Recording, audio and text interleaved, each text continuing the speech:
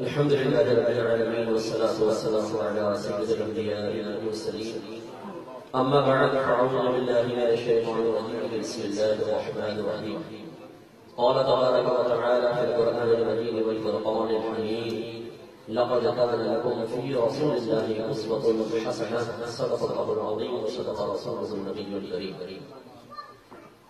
دیکھیں یہ مجلس علم کے آداب میں سے ہے کہ جب کوئی عالم دین بیان کرے تو بہت خاموشی سے اس کو سماعت کرنا، درمیان میں گفتگو کرنا، موبائل پر کچھ سننا، ادھر ادھر بلا ضرورت آنا جانا، یہ علماء نے سب حقوق لکھا ہے. اعلیٰ حضرت امام سنت رضی اللہ تعالی عنہ نے علم کی مجلس میں بلا عذر دیوار سے ٹیپ لگانے کو بھی منع کیا ہے. جن کے ساتھ عذر ہے کوئی بات نہیں، بچوں کو تھوڑا سا خاموش کروا لیں، تھوڑی سی بات انشاءاللہ عرض کروں گا. پہلے میں ایک شکوہ آپ کی خدمت میں عرض کروں، پھر اس کے بعد انشاءاللہ میں اپنے بیان کی طرف آؤں گا. شکوہ یہ ہے کہ ہم اہل سنت اب ایک عجیب طرز پر چل پڑے ہیں کہ ہم اس طرح کی محافل کا انعقاد جو علماء کرتے ہیں یا کوئی بھی کرتا ہے اس کا بنیادی مقصد کھو بیٹھے. جیسے ابھی تھوڑا سا اشارہ کیا گیا تھا کہ ان مجالس کے انعقاد سے مقصود یہ تھا کہ نبی کریم صلی اللہ علیہ وسلم کی محبت اور آپ کی عظمت ہمارے قلب میں بڑھے. جب یہ بڑھے گی تو جتنی کسی کی محبت اور عظمت ہمارے دل میں ہوتی ہے، انسان اتنا ہی اس کی اطاعت کی طرف، اس کے حکم ماننے کی طرف مائل ہوتا ہے.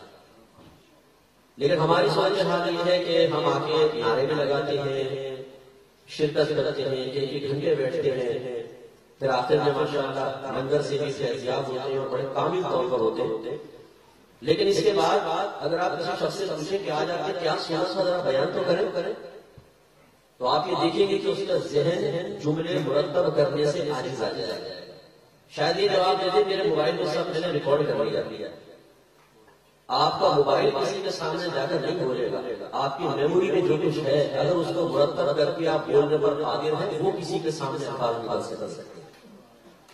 کوئی وقتی طور پہ جوشیلا بینا ہم سنتے ہیں، باہر نکل کے کہتے ہیں یار آج تو ایمان تازہ ہو گیا، اور کوئی ہم سے پوچھے کہ ایمان کی شرعی تعریف بتائیے کیا ہے، بتائیے. اچھا تازگی ایمان کسے کہتے ہیں یہ بتا دیں، وہ بھی معلوم ہے. لیکن ہو گئے مان لیں تو ہماری صورت حال یہ ہے کہ ہم ایک کان سے سنتے ہیں دوسرے کان سے نکالتے ہیں. ہم حقیقتاً سیکھنے کے لیے آئے ہی نہیں. اسی لیے اگر ہمارا بچہ ہم سے پوچھ لیتا ہے کہ ابو جان ذرا یہ بتائیں کہ جو قاری صاحب نے تھوڑا سا کھانا سامنے رکھ کر اس کو نیاز کا نام دیا ہے اور قرآن پڑھ رہے ہیں، آخر اس کی وجہ کیا ہے؟ کیوں کھانا سامنے رکھ کے پڑھا جاتا ہے؟ وہاں پہ بھی تو آدھا دیکھ میں پڑا ہوا ہے، باقی یہاں رکھ دیا. نیاز کہتے کس کو ہے؟ یہ کیا پڑھ رہے ہیں، اس کے اوپر کیوں پڑھ رہے ہیں، اس کی یہ کہاں سے ثابت ہے، اس کی کیا شرعی حیثیت ہے؟ تو میں نے اکثر یہ دیکھا ہے کہ جو ٹی ٹی ایس ہوتے ہیں، ٹی ٹی ایس آپ جانتے ہیں ٹی ٹی ایس کون ہوتا ہے؟ ٹنٹن سنی. T T S means Tandon سنی، سنی ہے، پکے سنی. اور اس سنی سے پوچھنے اس کو نہ نیاز کا پتا ہوتا ہے، نہ نظر کا پتا ہے، نہ اس کو یہ معلوم کہ ہم کیوں سامنے رکھتے ہیں. اور ایک ہی جواب ہوتا ہے کہ ہم نے اپنے ماں باپ کو ایسا کرتا ہوا دیکھا. اب جب ہمارا بچہ سے یہ بات سنتا ہے کہ ماں باپ کو کرتے ہوئے دیکھا، لیکن وہ کسی اور کے پاس جاتا ہے اور وہ اس کا رد قرآن اور حدیث کی روشنی میں کرتا ہے، تو ہمارا بچہ جواب میں کہتا ہے کہ ہمارے والدین کو کچھ بھی نہیں پتا، یہ جاہل لوگ ہیں، اصل تو یہ ہے. اور وہ اس کو چھوڑ کر اس طرف مائل ہو جاتے ہیں. ابھی میں ایک جگہ سے آ رہا تھا تو ایک ٹیکسی میں بھائی تھے میرے ساتھ، تو وہ کہنے لگے کہ مفتی صاحب میں مسجد سے لنگر لے کر گیا، اپنے دوست کو کھلایا، وہ اس کو دوست کہہ رہے تھے. تو جیسے اس نے لقمہ منہ میں رکھا تو میں نے کہا یہ نیاز کا کھانا ہے، تو معاذ اللہ اس نے وہیں سے تھوک دیا اس کو، اور تھوک کر کہا کہ یہ نیاز کھانا تو حرام ہوتی ہے، تو میں نہیں پتا، اس کو نہیں کھانا چاہیے. تو اب وہ مجھے جواب میں کیا کہہ رہے ہیں، مفتی صاحب مجھے تو چونکہ کچھ معلوم نہیں تھا اس لیے میں خاموش ہو گیا. یعنی عرصے دراز سے لنگر کھا رہا ہے، ٹینکی فل ہو رہی ہے، لیکن اس ٹینکی فل کرنے کے بعد اپنے مسلک اور مذہب کا دفاع کرنے کی صلاحیت اس کے اندر موجود نہیں ہے. تو ہم وہ مجاہد ہیں جو کھانے کے تو غازی ہیں لیکن ہتھیار اٹھانا نہیں جانتے. ہتھیار سے مراد میری اسلحہ نہیں ہے، علمی ہتھیار، دلیل کا ہتھیار، کسی کو جواب دینے کا ہتھیار، اپنے مسلک کے بارے میں مکمل طور پہ معلومات حاصل ہونے کا ہتھیار.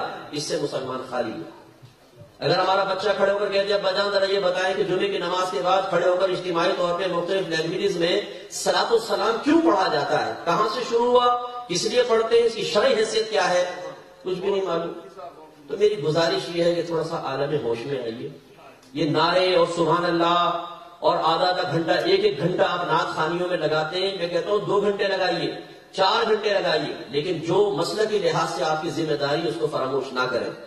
ورنہ اللہ نہ کرے آپ تو ٹی ٹی ایس ہیں، آپ کی نسل ایسے رہے یہ ضروری نہیں ہے. میں نے اپنی آنکھوں سے لوگوں کی نسلوں کو تبدیل ہوتے دیکھا ہے.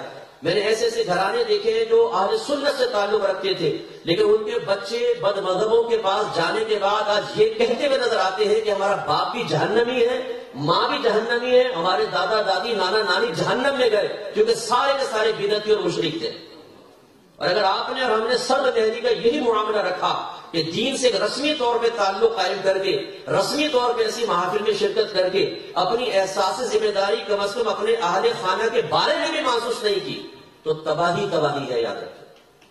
اس لیے میں گزارش کروں گا کہ آپ ضرور ایسی مجالس میں آئیں، لیکن صحیح اختصاص فیض بھی کریں، چیز کو یاد کریں. میں کہتا ہوں آپ سیکھیں، سیکھنے کا پروسیس 4 اسٹیپس میں کمپلیٹ ہوگا. نمبر 1 غور سے سنیں. نمبر 2 اس کو سمجھیں کیا کہہ رہے ہیں. یہ نہیں کہ ایک بات ہوئی بھائی یار کیا کر رہے ہیں، یار چلو یار جلیبی بٹ رہی ہے. ابھی آپ نے دیکھا نعت خوانی میں جلیبی بٹ رہی ہے، سارے جلیبیاں کھا رہے ہیں. یہاں سرکار کا ذکر ہو رہا ہے، صحابہ کرام کے سامنے سرکار کا ذکر ہوتا تھا. حدیثوں میں موجود ہے کہ وہ ایسے ساکت ہو کے بیٹھتے تھے کہ اگر سر پہ پرندہ بھی آ کر بیٹھ جائے تو اڑے نہیں. اور شیخ عبداللہ محدث دہلوی رحمۃ اللہ علیہ کہتے ہیں کہ سرکار صلی اللہ علیہ وسلم کے ذکر کا ادب ایسے ہی کرنا چاہیے جیسے آپ کی ذات کا ادب. ہم یہاں باتوں میں لگے ہوتے ہیں، کھاتے پیتے سب کچھ کرتے ہیں، تو پھر اس طریقے سے ہم سمجھ نہیں پاتے، خصوصاً جب علمی بیان ہو رہا ہو تو کچھ سمجھ میں نہیں آتا. تیسری چیز اس کو یاد کرنا، اور چوتھی چیز نپے تلے الفاظ میں اس کو بیان کرنا. اگر یہ 4 چیزیں آپ نہیں کرتے ہیں تو سمجھ لیجئے کہ آپ پہلے بھی علمی لحاظ سے صفر تھے، اور 50 سال بعد بھی علمی لحاظ سے وہیں پر کھڑے ہوں گے جہاں 50 سال پہلے تھے. یہ فقیر کی زبان سے نکلے ہوئے الفاظ ہیں جن کو آپ آزما کر دیکھ لیں. آپ نے لاکھوں علماء کے بیانات سنے ہوں گے، یوٹیوب پہ آپ سنتے ہوں گے، سامنے بیٹھ کے سنتے ہوں گے، لیکن اپنی میموری کھنگال کر دیکھیں ذرا اس میں ہے کیا. آپ کہتے ہیں کہ ہم ٹی ٹی ایس ہے، ٹناٹن سنی ہے. میں گارنٹی سے کہتا ہوں، میں کوئی اپنی علمیت بھگار نہیں رہا ہوں، نہ معاذ اللہ آپ کی حقارت مقصود ہے، صرف شعور کی بیداری چاہتا ہوں. اگر اس وقت میں کھڑا کر کے آپ سے پوچھ لوں نا اہل سنت کے بنیادی عقائد کے بارے میں، مجھے یقین ہے آپ مجھے شاید ہی کوئی جواب دے سکے. میں علماء کی بات نہیں کر رہا ہوں، عوام کی بات کر رہا ہوں، علماء سب جانتے ہیں. یہ ہماری حالت ہے کہ اگر ہم سے بیسکس پوچھ لی جائے مسئلہ کے اہل سنت کے بارے میں تو ہمیں کچھ بھی نہیں پتا ہوتا. ہماری بہنیں آتی ہیں، میں نے دیکھا ہے محافل کے اندر نعت کا نعت پڑھ رہا ہے، عالم بیان کر رہا ہے، وہ کہتی ہے مولوی صاحب لگے رہو. ہم بھی لگتے ہیں. وہ کس میں؟ میری سانس ایسی ہے، میرے نن نے یوں کیا ہے، میرے شوہر نے یوں کیا ہے. وہ اپنی کہانی کر رہی ہیں. یہ عورتیں اور خاموشی، یہ 2 ایسے ہیں چیزیں جیسے دن اور رات. جیسے دن اور رات کبھی جمع نہیں ہو سکتی، ایسی عورت اور خاموشی جمع نہیں ہو سکتی. اتنا شور کریں گی، اتنا شور کریں گی، وہاں بیان چل رہا ہے، یہاں پہ ان کی باتیں چل رہی ہیں. اب ان خواتین سے پوچھیں جو بچے کی پہلی تربیت گاہ ہے، اس ماں کے ذہن میں جب کچھ نہیں ہے وہ بچے کی کیا تربیت کرے گی. اور مجھے حیرت ہوتی ہے ان نوجوانوں کی جو کہتے ہیں مفتی صاحب ایک کرسچن لڑکی ہے، میں چاہتا ہوں اس کو مسلمان کر کے شادی کر لوں. آپ ابو ذرا یہ تو بتاؤ اس کو مسلمان کرنے کے بعد دین سکھائے گا کون؟ صرف مسلمان کرنا ہی آپ کو یاد ہے؟ پہلے یہ بتائیے آپ کو کتنا دین آتا ہے کہ وہ جب آپ کی زوجہ بنے گی تو آپ اس کو دین سکھائیں گے، اور پھر جب وہ آپ کے بچوں کی ماں بنے گی تو وہ بچوں کو کیا سکھائے گی؟ ذرا یہ تو بتائیے. مسلمان لڑکیاں مر گئی ہیں. تو یہ ہمارے نوجوان جو فیس بک پر بیٹھ کر اپنی اوریجنل نیم سے آئی ڈی اور وہ نہ بنے، تو شرارت کرنی ہو تو فیک آئی ڈیز بنا کر جو یہ لڑکیوں کی تلاش میں بیٹھے ہوئے ہیں، کچھ انہیں بھی خیال کرنا چاہیے، ذرا حیا شرم کرنی چاہیے. فیک آئی ڈیز بنائی ہوئی ہے، راجہ راکٹ، کیٹا پہلوان، پپو دیوانہ، اور یہ مزدور بیٹھ کر لیلاؤں کے لیے کانٹے ڈال کے بیٹھا ہوا ہے. کوئی تو لیلا کبھی نہ کبھی پھنسے گی. پھر الٹی سیدھی چیٹس، پھر اپنے وقت کی بربادی. یہ سوشل میڈیا نے تو تباہ کر دیا نوجوانوں کو، اور اسی نوجوان سے دین اور مسلک کے بارے میں کوشچن کرنے کچھ نہیں پتا ہوگا. اس لیے برا مانے بغیر میری آپ سے گزارش ہے، میں مختصر سا بیان کروں گا انشاءاللہ. 10 منٹ تو ویسے میں لے چکا ہوں. جو حضرت وقت دیا کوشش کروں گا اسی پہ ختم کروں. اور میری ڈیمانڈ نہیں ہوگی کہ آپ سبحان اللہ کریں، آپ خاموش ہو کے سنیں، بس یہ سب سے بہتر ہے. سن لیجئے کہ میں کیا کہنا چاہتا ہوں، کیونکہ جتنا زور میں سبحان اللہ نکلوانے میں لگاؤں گا اتنی اگر اپنی بات سمجھانے میں لگا دوں تو میرے خیال میں بہت کچھ سمجھا پاؤں گا. ٹھیک ہے نا، باقی آپ کی مرضی، آپ جو کرنا چاہیں، کیونکہ نعرے تو ہمارے یہاں پہ اٹکے ہی ہوتے ہیں. ایک عالم صاحب بیان کر رہے تھے اور یہ نہ سننے کی طرف میں توجہ دلانا چاہتا ہوں. وہ بیان کرتے کرتے کہنے لگے جس نے ایسا کیا وہ جہنم میں جائے گا. وہ یہ گھوشنا ہے کہ سبحان اللہ. یہ ہماری حالت ہے کہ بس ہم تو لہجوں پہ چلتے ہیں، ہمیں نہیں پتہ چلتا بات کیا چل رہی ہے، دلیل کیا چل رہی ہے. جہاں لہجہ زوردار سنا اور وہاں اندر سے سبحان اللہ باہر نکل آئی. تو ذرا تھوڑا سا بات کو سمجھے بھی، ایک مرتبہ محبت سے بلند آواز سے درود شریف پڑھ دیں، اللہم صلی علی سیدنا ومولانا محمد وعلی آل سیدنا ومولانا محمد وآلہ وبارک وسلم. دیکھیں ہم بڑے خوش قسمت ہیں، جب ہم نے آنکھ کھولی تھوڑا سا ہوش آیا تو ہمارے گھر والوں نے بتایا کہ بیٹا تم مسلمان ہو. تھوڑا اور شعور ہوا تو بتایا کہ مسلمان بھی ہو اور اللہ تعالیٰ کے سب سے محبوب ترین نبی کے امتی بھی ہو. تھوڑا اور بڑھے تو ایک اور خوشخبری سننے کو ملی کہ اہل محبت میں سے ہو، ان لوگوں میں سے نہیں ہو جو قرآن اور حدیث کو اس لیے پڑھتے ہیں تاکہ نبی کریم صلی اللہ علیہ وسلم کے کمالات کا انکار حاصل ہو جائے، بلکہ اللہ تعالیٰ نے تمہیں اس گھرانے میں پیدا کر دیا ہے کہ جب نگاہ اٹھتی ہے کسی بھی آیت پر، کسی بھی حدیث پر، تو نبی کریم صلی اللہ علیہ وسلم کے لیے کمال کا پہلو تلاش کر کے ہی لے کر آتی ہے. یہ بہت بڑی اللہ کی نعمت ہے، اس کی ہمیشہ قدر کیجیے گا. دیکھیں اگر اللہ تعالیٰ چاہتا ہمیں کافر گھرانے میں پیدا کر دیتا، ہم ساری زندگی بت پرستی کرتے، ستاروں کی پوجا کرتے، آگ کی پوجا کرتے اور کفر کرتے، اور خدا نہ خواستہ اگر ہمیں اسلام کی طرف میلان نہ ملتا تو ساری زندگی ایسی گزر جاتی. جب مرتے تو موت کے ساتھ ہی سخت عذاب، پھر عذاب قبر، پھر میدان محشر میں ذلت رسوائی اور ہمیشہ ہمیشہ جہنم کا داخلہ. اور اگر اللہ تعالیٰ مسلمان ہی بناتا لیکن کسی اور نبی کی امت میں پیدا فرما دیتا تو مسلمان ہونا تو سعادت کی بات، لیکن کتنی بڑی سعادت سے محرومی ہو جاتی. جب اللہ تبارک و تعالیٰ نے اس امت کے فضائل موسیٰ علیہ السلام کے سامنے ذکر فرمائے تو موسیٰ علیہ السلام عالم وجد میں آ گئے اور آپ کی زبان سے یہ جملہ نکلا کہ یا رب کریم کاش تو مجھے نبی نہ بناتا، اپنے محبوب کی امت میں پیدا فرما دیتا. اس امت میں آپ اور میں ہیں. یہ وہ امت ہے جس کے بارے میں نبی کریم صلی اللہ علیہ وسلم نے فرمایا کہ خدا کی قسم جب تک میں جنت میں نہ چلا جاؤں پچھلے تمام نبیوں پہ جنت حرام ہے، اور جب تک میری ساری امت داخل جنت نہ ہو جائے پچھلی امتوں پہ جنت حرام ہے. ایک روایت سرکار نے فرمایا ہم سب سے آخر میں آنے والے ہیں لیکن بروز قیامت سب سے آگے ہونے والے ہوں گے. آپ کو وی آئی پی پروٹوکول ملے گا، آپ کو ڈھونڈ ڈھونڈ کر صفوں سے نکالا جائے گا. کون ہے محمدی، اللہ کے حبیب کا امتی کون ہے، آگے آئے، کیونکہ اللہ نے آپ کے لیے اہتمام کیا ہے کہ سب سے پہلے آپ جنت میں جائیں گے اور پچھلی امتیوں کو روک دیا جائے. خیر پہلے یہ جائے. تو یہ کیوں جائیں گے؟ اس لیے کہ آپ یو کے میں رہتے ہیں، آپ کا کاروبار بہت اچھا ہے، آپ خوبصورت ہیں، آپ کے پاس افرادی قوت ہے، آپ کے پاس دنیاوی منصب ہے. نہیں، محض اللہ نے اپنے فضل و کرم سے آپ کو اپنے حبیب کی امت میں پیدا فرما کر اس فضیلت سے نواز دیا. یہ نکلا وہی یہ تھا. اور یہ یاد رکھیں کہ معاذ اللہ ثم معاذ اللہ اگر اللہ تبارک و تعالیٰ نے کسی شخص کو کافر کے گھر میں پیدا کر دیا تو اس کو ظلم نہیں کہتے، بلکہ اس کو اس طرح کہا جاتا ہے کہ ہمارا سرکار کی بارگاہ میں، سرکار کی امت میں پیدا ہو جانا یہ اللہ کا فضل ہے اور وہ اللہ کا عدل ہے. عدل انصاف، اللہ نے جس کے ساتھ جیسا معاملہ کرنا چاہا کیا. تو اب اللہ نے ہمیں اپنے حبیب کی امت میں پیدا فرمایا، مسلمان بنایا اور اہل محبت میں سے بنایا. خدا نخواستہ تنقید کرنے والا بنا دیتا تو. میرے آقا صلی اللہ علیہ وسلم ایک مرتبہ مال غنیمت تقسیم کر رہے ہیں، ایک شخص آیا جس کی گھنی سی داڑھی تھی، ماتھے پہ نماز کا نشان، گنجا سر تھا، اور اس نے آ کر معاذ اللہ ثم معاذ اللہ ہمارے نبی پہ تنقید کی کہ اللہ اے محمد انصاف سے کام لیجئے. ایک تو نام لیا، یاد رکھیں جو بدتمیز ہوگا وہ نبی کریم کے اس طریقے سے نام لے گا. اے محمد انصاف سے کام لیجئے. میرے آقا صلی اللہ علیہ وسلم کے چہرے انور کا رنگ متغیر ہو گیا. سرکار نے ارشاد فرمایا کہ میں انصاف نہیں کروں گا تو اور کون انصاف کرے گا. حضرت عمر فاروق رضی اللہ تعالیٰ عنہ نے تلوار نکالی، یا رسول اللہ اجازت دے میں اس منافق کی گردن اڑا دوں گا.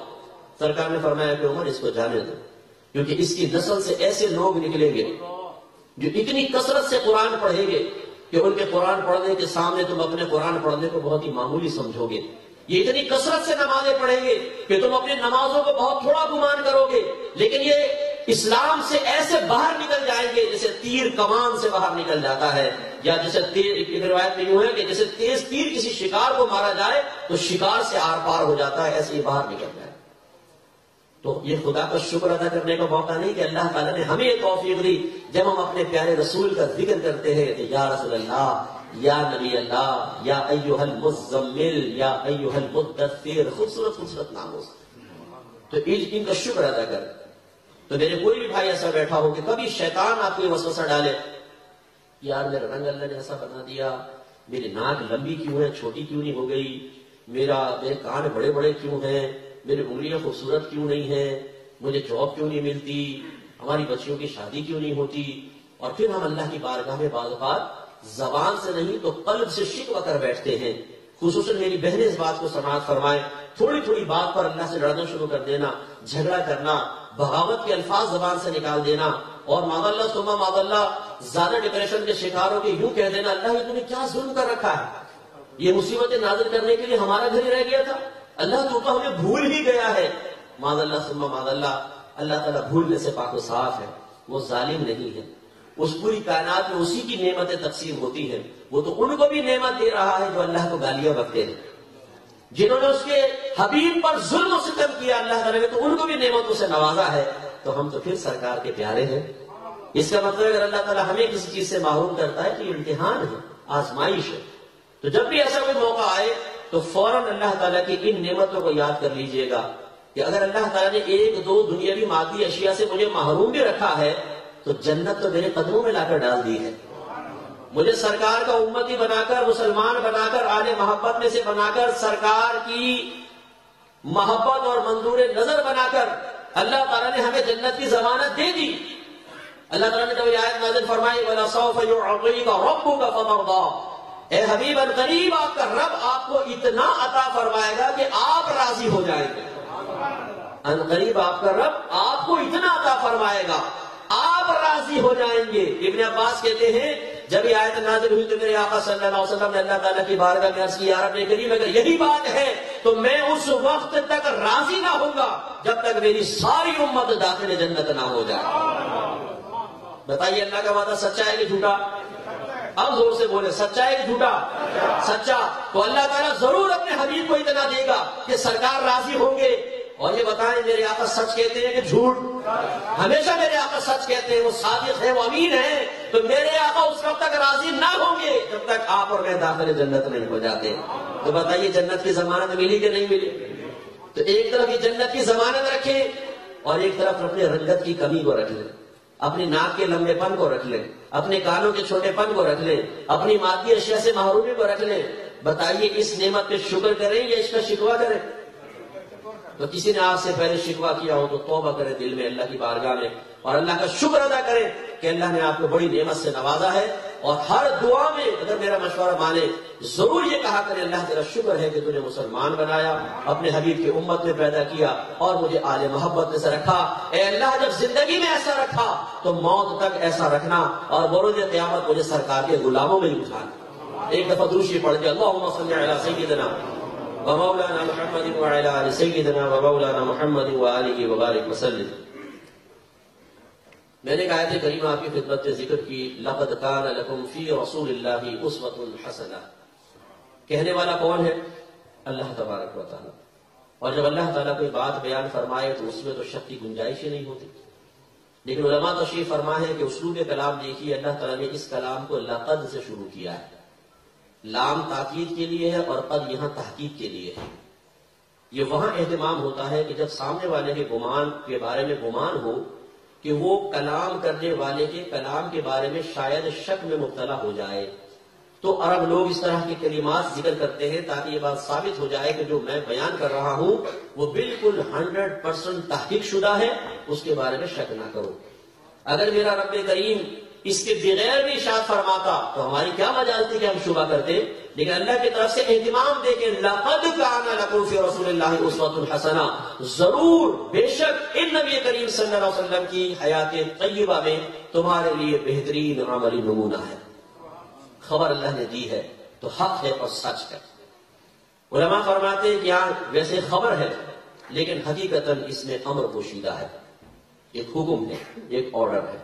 وہ یہ کہ اللہ تعالیٰ ارشاد فرما رہا ہے کہ اے لوگو، پہلے اس بات کو سمجھو کہ میں نے اپنے حبیب کو جو کچھ عطا فرمایا سب سے بہترین عطا فرمایا، چنانچہ اب تم اسے اپناؤ، تو جو اسے اپنائے گا گویا کہ سب سے بہترین چیز اپنائے گا، اور جو اللہ تعالیٰ کی عطا کردہ سب سے بہترین چیز اپنائے گا اللہ تعالیٰ اسے بھی سب سے بہترین بنا دے گا۔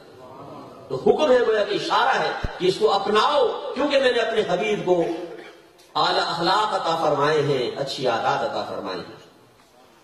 تو اب یہاں پر بھی افسوس ہوتا ہے مجھے کہ ہم لوگ ڈیجس پڑھ لیتے ہیں، ناول پڑھتے ہیں، فٹ بال کے میچ دیکھتے ہیں، ریسلنگ دیکھ لیتے ہیں، UFC کی فائٹس دیکھ رہے ہوتے ہیں، کرکٹ کے میچز دیکھ رہے ہیں، دوستوں کے لیے ٹائم ہے، بیوی بچوں کے لیے ہے، ماں باپ کے لیے ہے، کاروبار کے لیے ہے، لیکن سیرت رسول پڑھنے کے لیے ٹائم نہیں ہے۔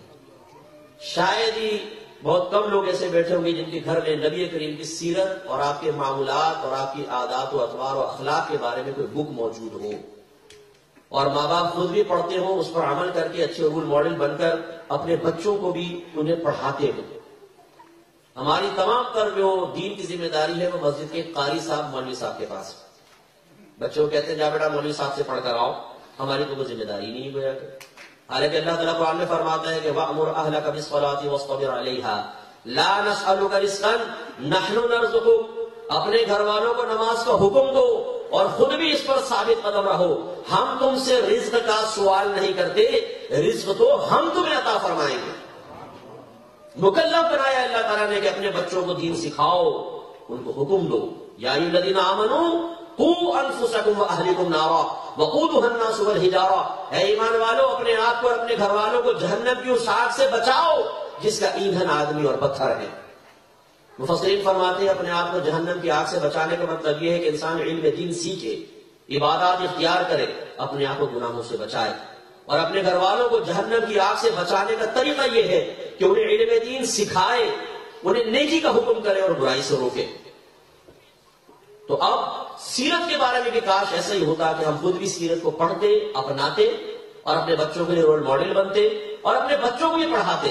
گھر سے ہی جب بچہ تربیت حاصل کرتا ہے تو پھر باہر نکل کر ایک اچھا فرد تیار ہوتا ہے، اور گھر میں ہی جب ماں باپ اس کی غلط روش اور غلط پرورش کر رہے ہوں، غلط روش پر اس کو چلا رہے ہوں، تو نتیجہ وہ نکلتا ہے کہ خود بعد میں ماں باپ بھی سر پکڑ کے بیٹھے ہوتے۔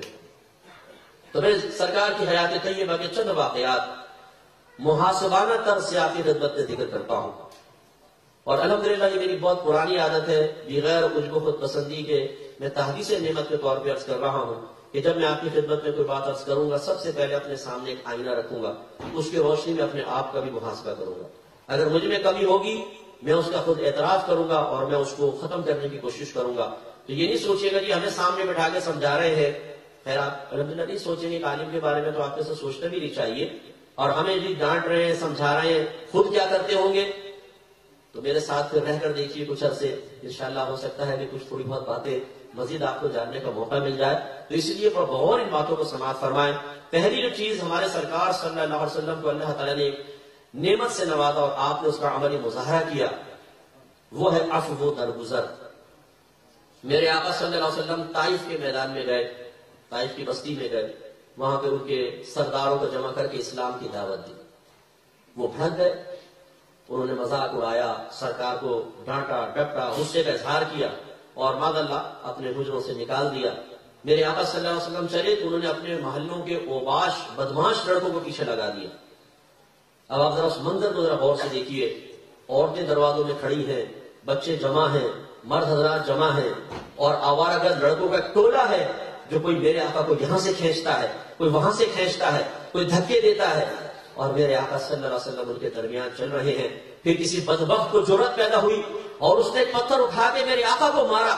جب میرے سرکار کے لگا، سرکار نے برداشت فرمایا، ایک اور کو جرأت پیدا ہوئی، تیسرے کو، چوتھے کو، پتھر لگتے گئے اور میرے آقا کا بلڈ باہر آ گیا، خون باہر آیا، اور ایک روایت کے مطابق اتنا خون بہا کہ آپ کی نالین تک خون پہنچ گیا۔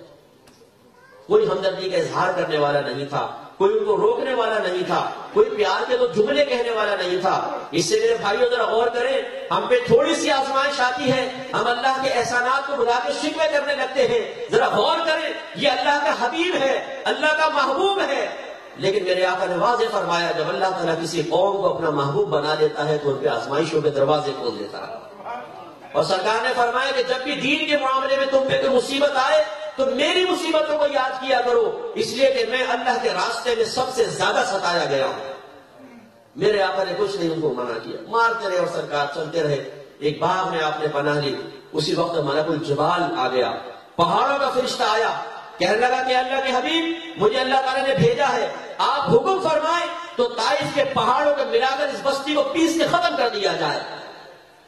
کوئی ہمارے ساتھ ایسا برا سلوک کرتا اور ہمیں کوئی آفر مل جاتی کسی جگہ سے، یہاں تو نہیں لیکن پاکستان میں کوئی تھانے دار کہتا ہے ایس ایچ او آپ اپنا تھانے بتاؤ، بولتے ہیں ٹانگے توڑ اس کے ذرا لا کر، اور چیخیں سنا مجھے سامنے، تب میرا دل ٹھنڈا ہوگا، میرے اندر انتقام کی آگ جل رہی ہے، سلطان راہی بن چکا ہوں میں۔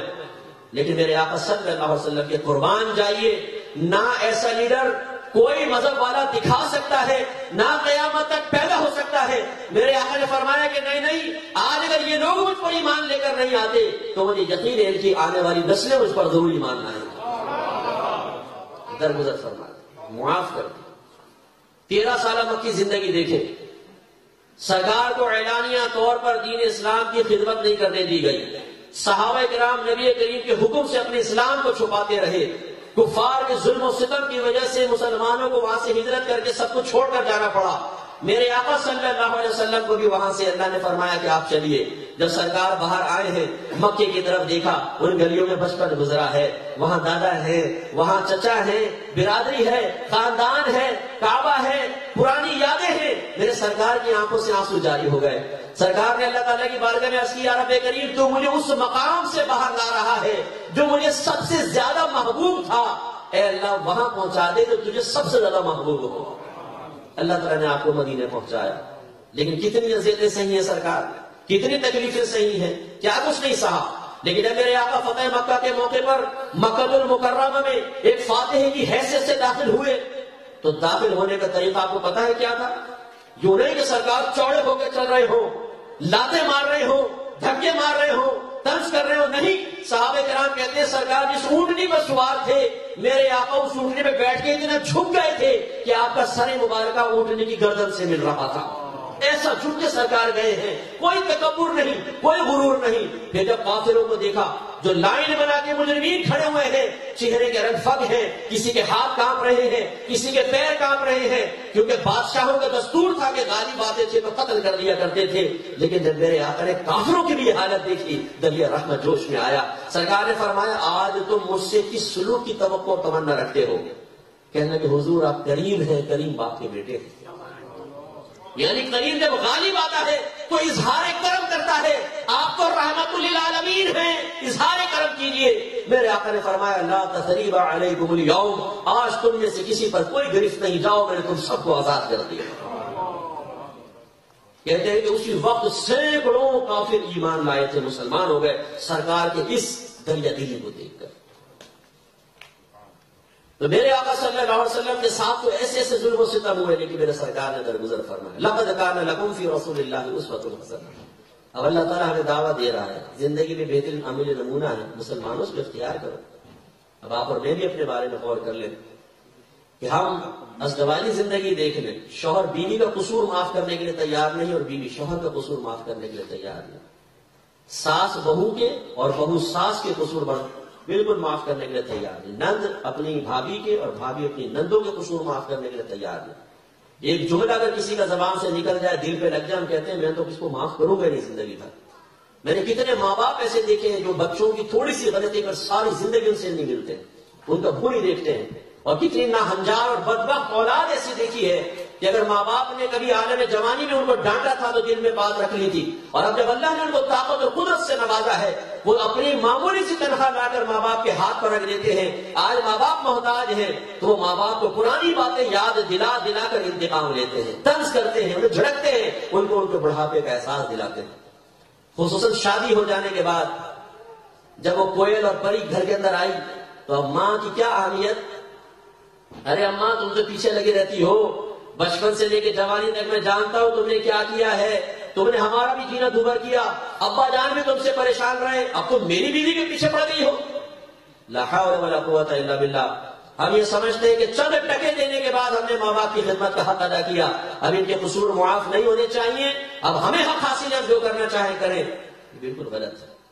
اسی لیے ایک دوسرے کے قصور معاف کرنے چاہیے. اگر بیوی سے قصور ہو جائے درگزر کریں, ہم سے بھی تو ہو سکتا ہے مردوں سے. ایسی یہاں جو ہماری بہنیں بیٹھی ہیں, میں ان سے گزارش کرتا ہوں کہ اگر آپ کو قانونی طور پہ یہاں پروٹیکشن حاصل ہے, یا آپ یہیں کی بورن ہیں اور آپ کا شوہر مظلوم بیچارہ پاکستان سے یہاں آپ ہی کے بلائے ہوئے ویزے پر آیا ہے, تو اس کا مطلب یہ نہیں ہے کہ اس کی عزت اتار کے ہاتھ پہ رکھنا آپ کے لیے جائز ہو گیا ہے. میرے آقا صلی اللہ علیہ وسلم نے فرمایا کہ اگر میں کسی مخلوق کو سجدہ کرنے کا حکم دیتا تو بیویوں کو حکم دیتا کہ اپنے شوہروں کو سجدہ کریں, لیکن سجدہ تو صرف اللہ کے لیے جائز ہے. اور ایک روایت میں سرکار نے فرمایا کہ جس عورت سے اس کا شوہر ناراض ہو, اللہ تعالیٰ اس عورت کا نہ فرض قبول کرتا ہے نہ نفل قبول کرتا ہے. آج یہاں صورتحال یہ, کتنے لوگوں نے رو رو کے مجھے کہا مفتی صاحب میرے بیوی بچوں نے مجھے گھر سے نکال دیا. کتنا بڑا ظلم ہے. اگر ایک سامنے شخص نے کوئی غلطی کی ہے, اس کی ایسی سزا کہ اپنے باپ کو گھر سے نکال دیا جائے, اپنے شوہر کو گھر سے نکال دیں. کتنے عرصے یہاں پر زندہ رہیں گے, 10 سال 20 سال 30 سال. اس کے بعد جب دردناک موت آئے گی اور فرشتے سختی کے ساتھ روح کو باہر نکالیں گے تو احساس ہوگا کہ کاش درگزر کر دیتے اور معاف کر دیتے, بہت بہتر تھا. ہماری بہنیں سوچ رہی ہوں گی کہ مرد ہے نا, مردوں کی فیور کر رہے ہیں. ایسی بات نہیں میری بہنوں, میں شوہروں کو بھی سمجھاتا ہوں. میرے آقا صلی اللہ علیہ وسلم نے اپنے آخری خطبوں میں ارشاد فرمایا, میں تمہیں تمہاری بیویوں کے معاملے میں اللہ سے ڈراتا ہوں. اللہ نے اس کمزور مخلوق کو تمہارے حوالے کیا ہے, تمہارے تابع کیا ہے, ان کے معاملے میں ہمیشہ اپنے اللہ سے ڈرتے رہنا. ایک جگہ میں نے کہا جی بیویاں بیچاری مظلوم ہے, شوہر ظالم ہے. ایک آدمی باتیں میرا کہنے لگا مفتی صاحب یہاں معاملہ الٹا ہے, یہاں بیویاں ظالم ہیں, شوہر مظلوم ہے. میں نے کہا ٹھیک ہے, آپ کا یہ مشاہدہ بالکل صحیح ہے, آپ کی یہاں پہ قانونی پروٹیکشن ہے, لیکن میں پورے ورلڈ وائڈ الحمدللہ کام کر رہا ہوں. میلز میرے پاس پورے دنیا سے آتی ہیں, جہاں جہاں لوگ پروگرام دیکھتے ہیں. آپ کے یہاں بھی ایسی بچیاں اور بہنیں موجود ہیں ماشاءاللہ جو خاندان سے تعلق رکھتی ہیں, خاندانی بچیاں ہیں. شوہر اگر ظلم و ستم کر رہا ہے وہ اسے بھی برداشت کرتی رہتی ہے. اور ایسے سے میں نے شوہر دیکھی, چھوٹی چھوٹی بات ہم کبھی نظر انداز نہیں کریں گے, یہ غلط چیز ہوتی ہے. ایسی آپ میں سے بہت سے ایسے بیٹھے ہوں گے جنہوں نے رشتہ داروں سے اپنے قطع تعلق کر لیا ہوگا چھوٹی چھوٹی باتوں کی وجہ سے. وہ جو ہم گئے تھے کھانے کو نہیں پوچھا, وہ جو میں نے بیٹی کا رشتہ پیش کیا منع کر دیا, یہ ہماری ویلیو ہے. وہ شادی کارڈ خود نے لے کر آئے, کسی کے ہاتھ سے بھیجا ہے. وہ جب بیٹھے ہوئے خاندان میں, دیکھو کیسی بات بول رہی ہے, اب نہ تجھ سے کبھی ملوں گا, نہ تیری شادی بیاہ میں آؤں گا, نہ تیرے جنازے میں شرکت کروں گا. یہ اعلان کیا, قطع تعلق. یاد رکھیے رشتہ داری بغیر کسی شرعی وجہ کے توڑنا حرام اور گناہ کبیرہ ہے, حرام ہے. میرے آقا نے فرمایا قاطع رحم جنت میں نہیں جائے گا. حضرت ابو ہریرہ رضی اللہ تعالیٰ عنہ ایک دفعہ دعا فرمانے لگے, لوگ بیٹھے ہوئے اجتماعی دعا کا اہتمام تھا, تو آپ نے فرمایا کہ ہم میں اگر کوئی جان بوجھ کر بلا شرع عذر کے رشتے داری توڑنے والا بیٹھا ہو تو اٹھ کے ہمارے درمیان سے چلا جائے. اس لیے کہ میں نے اپنے آقا صلی اللہ علیہ وسلم سے سنا ہے کہ جس مجلس و محفل میں ایسا شخص بیٹھا ہو اللہ تعالیٰ وہاں کسی کی دعا قبول نہیں فرماتا. تو ذرا اپنے رشتے داروں پہ نگاہ ڈالیں. خصوصاً ہاتھ جوڑ کے معذرت کے ساتھ کہتا ہوں, ہمارے بزرگ جو ہیں یہ ضدی بہت ہوتے ہیں. بزرگ ہو جانے کے بعد کسی کی بات نہیں سنتے. اگر بچے سمجھائیں ابا جان ایسا نہ کریں, دادا جان ایسا نہ کریں, ضروری نہیں کہ آپ میں سے بیٹھے ہوں, ایک جنرل بات عرض کر رہا ہوں, ہمارا جو مشاہدہ اس کے بارے میں کہتا ہے نہیں مر جاؤں گا ملوں گا نہیں, مر جاؤں گا ملوں گا نہیں. ایسا نہ کیجیے, آپ کی عمر کی طبعی عمر بھی پوری ہونے والی ہے. میرے آقا نے فرمایا میری امت کی اوسط عمر 60 سے 70 سال کے درمیان ہوگی. آپ قریب دنیا سے رخصت ہو جائیں گے. اللہ نہ کرے اس ایک گناہ کی وجہ سے اگر پکڑے گئے تو ضد نہیں کرنی چاہیے, عفو کریں, درگزر کریں, معاف کریں. کسی مسلمان نے آپ کے ساتھ زیادتی کی ہو, کمال تو یہ ہے کہ وہ زیادتی کرے تو معاف کر دے, زیادتی کرے تو معاف کر دے. جاؤ, میں اس نبی کا کلمہ پڑھنے والا ہوں میں اس نبی کی نعتیں سننے والا ہوں، نعتیں سنانے والا ہوں جس نبی نے کافروں کو بھی معاف کر دیا، تم تو مسلمان ہو، جاؤ میں نے تمہیں معاف کیا۔ لیکن میں نے ایک عجیب المیہ دیکھا، ان چھوٹی چھوٹی باتوں کی وجہ سے مسلمانوں کو معاف کرنے کے لیے تیار نہیں، لیکن جب بات آتی ہے نبی کریم صلی اللہ علیہ وسلم کی عزت و ناموس کی تو ہمارا دریا عفو بڑا جوش میں آتا ہے۔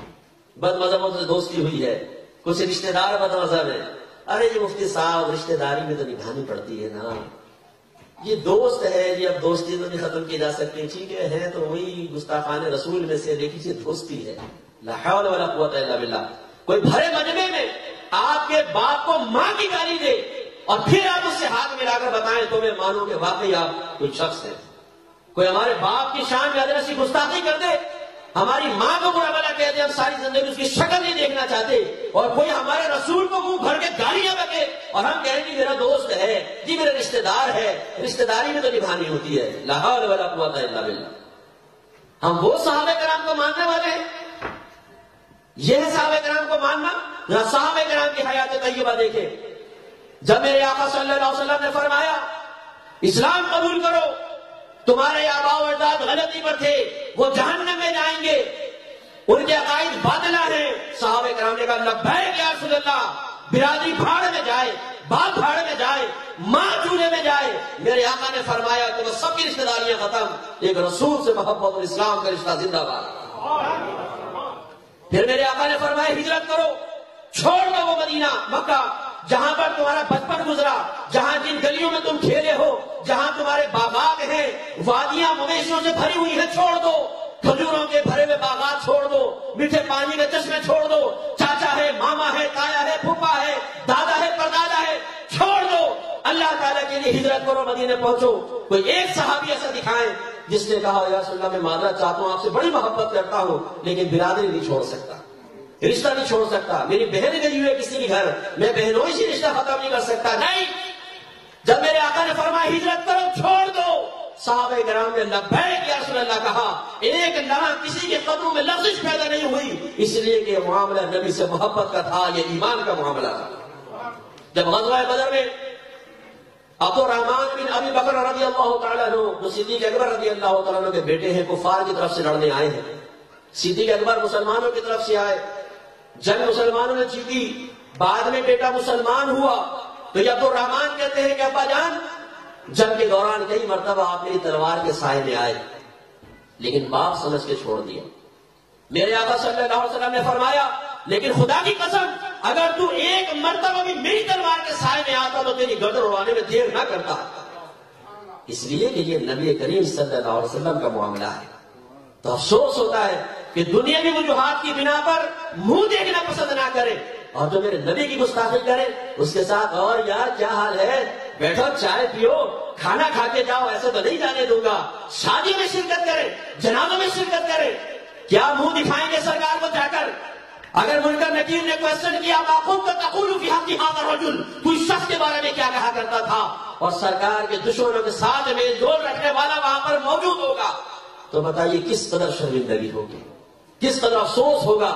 اور اللہ نہ کرے اگر سرکار نے دیکھ کر فرمایا یہ تو وہی ہے جو مجھے گالی بکنے والوں کے ساتھ رابطے رکھتا تھا، اس کو میری محبت اور میری عزت کی پرواہ نہیں تھی، اپنے خاندان کے رشتہ داریوں کی پرواہ تھی، کیا جواب دیں گے؟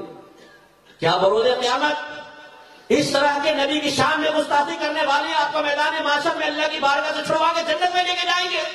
نہیں، میرے آقا لے کر جائیں گے، وہاں سرکار کے پاس جائیں گے، یا رسول اللہ ہماری شفاعت کریں۔ آدم علیہ السلام کے پاس جائیں گے، وہ کہیں گے منصب میرے پاس نہیں، نوح کے پاس جاؤ، نوح علیہ السلام ابراہیم علیہ السلام کے پاس، وہ موسیٰ علیہ السلام کے پاس، وہ عیسیٰ علیہ السلام کے پاس بھیجیں گے۔ ہر نبی برات کا اظہار کرے گا، ہر نبی عاجزی کا اظہار کرے گا، کہیں گے اور نبی اذهبوا الى غیری، لیکن جب سرکار کے پاس جائیں گے سرکار فرمائیں گے انا لہا، میں ہوں اس کے لیے، میں کروں گا تمہاری شفاعت، تمہارا نبی یہاں موجود ہے۔ حضرت انس کہتے ہیں میرے سرکار سے پوچھا یا رسول اللہ میں آپ کو کہاں تلاش کروں، میدان معاشر میں آپ کہاں ملیں گے؟ سرکار نے فرمایا پورسرات کے پاس آنا، وہاں ہوں گا۔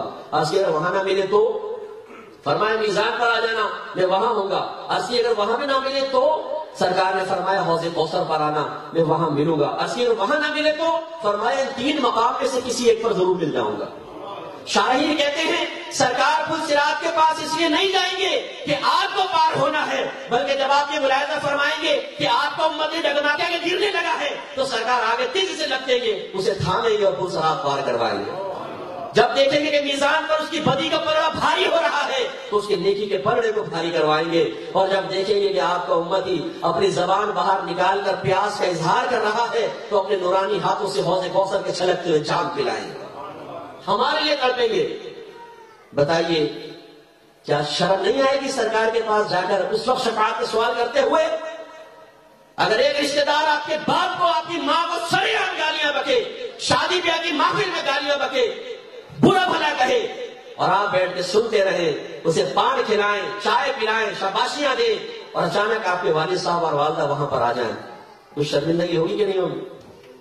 اگر ماں باپ نے کہا کہ بیٹا پیدا تو ہم نے کیا تھا، ہمیں گالیاں بکنے والوں سے ہاتھ ملاتا ہے، انہیں چائے پلاتا ہے، یہی تیری نظروں میں ماں باپ کی اوقات ہے، کچھ نہ کچھ تو شرمندگی ہوگی کہ نہیں ہوگی؟ اگر تھوڑا سا بھی دل زندہ ہوگا تو ضمیر ملامت کرے گا، اور اگر یہی عمل آپ کی اولاد آپ کے متعلق کرے تو کہ آپ کو ایک آدمی گالیاں بک رہا ہو گندی گندی، اور آپ کی اولاد کہے کہ ابا جان گالیاں بک رہا ہے ٹھیک ہے لیکن میرا دوست ہے نا، تو گھر میں بلاتے ہیں، اس کو چائے پلاتے ہیں، کھانا کھلاتے ہیں، کیا کہیں گے آپ ذرا بتائیے؟ تو ذرا سوچئے، ایسے لوگوں سے بالکل دوستی نہیں۔ ہاں یہ ضرور ہے اگر آپ کسی فیکٹری میں کام کرتے ہیں، کسی یونیورسٹی میں پڑھتے ہیں، کوئی وہاں پر قریب ایسا ہے تو ظاہری اتنا برتاؤ کہ اگر وہ سلام کرتا ہے آپ نے نیک سے نیک کر کے بس ختم، وہ بھی اس لیے کہ تاکہ دیکھنے والا آپ کو بد اخلاق کہہ کر آپ سے متنفر ہو کے دور نہ ہو جائے، تو اتنا بس اجازت، باقی بالکل میل جو دوستیاں بالکل بھی نہیں، ان سے قطع تعلق فرض ہے۔ باقی جتنی اس طرح کی قطع تعلق کیے ہوئے ہیں، لوگوں نے آپ نے ظلم کیے ان کو معاف کر دے، درگزر کر دے، یہی ہمارے آقا کا طریقہ اور سنت ہے۔ ایک اور روایت عرض کر کے کیونکہ ٹائم بہت زیادہ ہو گیا ہے تو میں زیادہ لمبا بیان نہیں کروں گا، انشاءاللہ ایک روایت اور ایک خصوصیت سرکار کے ذکر کروں گا، حق کا ادا کرنا۔ میرے سرکار اس کا بڑا اہتمام فرماتے تھے۔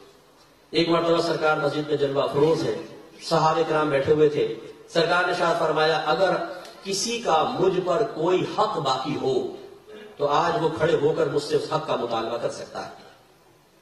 اب آپ بتائیں اتنا بڑا منصب، میرے آقا نبی بھی ہیں، رسول بھی ہیں، ایک لیڈر بھی ہیں، ایک حاکم بھی ہیں، ایک مرشد بھی ہیں۔